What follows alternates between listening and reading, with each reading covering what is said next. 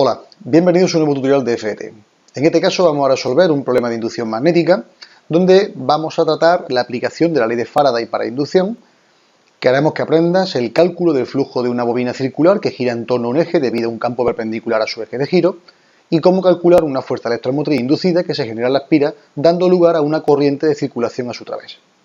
Bien, pues el problema que nos permite calcular esto, como enunciado, sería que una bobina de espira y radio R tiene una resistencia total que vamos a llamar R con un subíndice que vamos a ser el símbolo del ohmio para diferenciarlo del radio de la espira y gira alrededor de un eje vertical diametral con una velocidad angular omega en el seno de un campo magnético uniforme B perpendicular al eje de giro. Determinar la intensidad máxima que se genera en la bobina. Bien, pues este sería el ejemplo de la parte gráfica donde podemos recoger lo que se nos dice. Tenemos una espira circular, como la que veis en la figura, con un eje diametral que la recorre y sobre el cual gira toda la bobina, toda la espira. Al mismo tiempo, perpendicularmente a ese eje tenemos un campo magnético B. Como la espira está girando, vamos a estudiar un punto en un instante cualquiera, el más general posible, que luego utilizaremos para discretizar en un caso que nos conviene y que como caso particular nos va a hacer que sea mucho más sencillo el cálculo, por ejemplo para el instante inicial.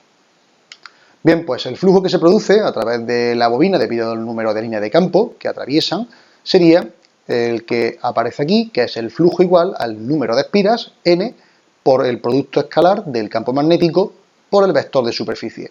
El vector de superficie siempre se considera perpendicular a la superficie a la que representa, con lo cual vamos a tener que sacar una relación, que lo vamos a ver en una figura gráfica que es mucho más sencillo, para conocer cuánto vale el ángulo.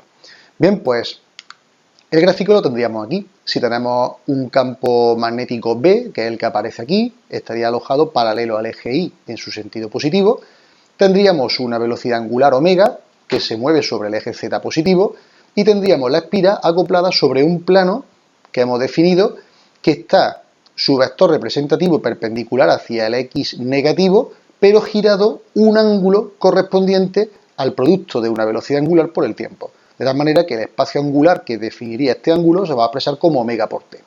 Bien, pues tal es el caso de que el vector B será B componente J en el positivo de la Y, y ese sería pi por r cuadrado, que sería la superficie de nuestra espira, multiplicada por, al proyectar esto sobre el eje X y sobre el eje Y, nos quedaría que el correspondiente al eje Y, que sería este eje, va en sentido contrario, por lo tanto en negativo, y sería el seno del ángulo, el seno de omega t, con lo cual sería menos seno de omega t componente Y.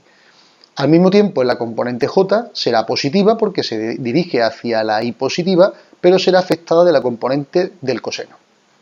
Bien, pues el flujo en este caso sería n por b por la superficie por el seno de menos seno de omega t y más coseno de omega t j. Si nosotros ahora estudiamos esto en el tiempo inicial, en el instante donde t vale 0, pues el seno de omega t se anulará porque vale 0 y el coseno de omega t pues será la unidad, con lo cual no nos afectaría y lo dejamos como el coseno de omega t. De tal manera que el flujo aparecería como n por b por pi por r cuadrado por el coseno de este omega t. Si entendemos lo que es la ley de Faraday, lo que nos dice es que el voltaje inducido en un circuito que está cerrado es directamente proporcional a la rapidez con la que cambia, afectado del tiempo, el flujo magnético que atraviesa una superficie cualquiera que tiene como borde el propio circuito. Es decir, si yo en un momento determinado tengo una cantidad de líneas de campo que están cortando la superficie, conforme esa superficie vaya girando, habrá una proyección que cada vez será o menor o mayor y que irá cambiando en cada instante. Bueno, pues en función de con qué rapidez se produzca ese cambio, se genera una fuerza electromotriz que debido a una resistencia propia del material con el que está construido el circuito, nos va a provocar una intensidad de circulación. Bien, pues eso lo recoge esta fórmula, donde nos dice que la fuerza electromotriz sería menos la variación del flujo en función del tiempo. Como el flujo lo tenemos aquí expresado en función del omega t, si nosotros derivamos esta expresión con respecto al tiempo, nos quedaría lo que aparece en el paréntesis, menos n por b por pi r cuadrado, todo eso es constante, seno de omega t. Este menos por menos nos saldrá un más y nos aparecerá aquí. Esto es un voltaje, porque es una fuerza electromotriz que se mide en voltios, con lo cual solamente nos resta aplicar la ley de Ohm y por lo tanto despejar de aquí la intensidad, sabiendo que sería la fuerza electromotriz dividido por nuestra resistencia. Esa resistencia, no confundirlo con el radio de la espira, será R sub ohmio, que es el que aparece aquí debajo, y arriba nos aparecerá la expresión general de n por b por pi por r cuadrado por el seno de omega t. Bien, en cada instante, lógicamente, tendrá que haber una variación y una intensidad. Entonces, en función de cómo se esté generando esta intensidad, tendremos lo que es una intensidad máxima de recorrido.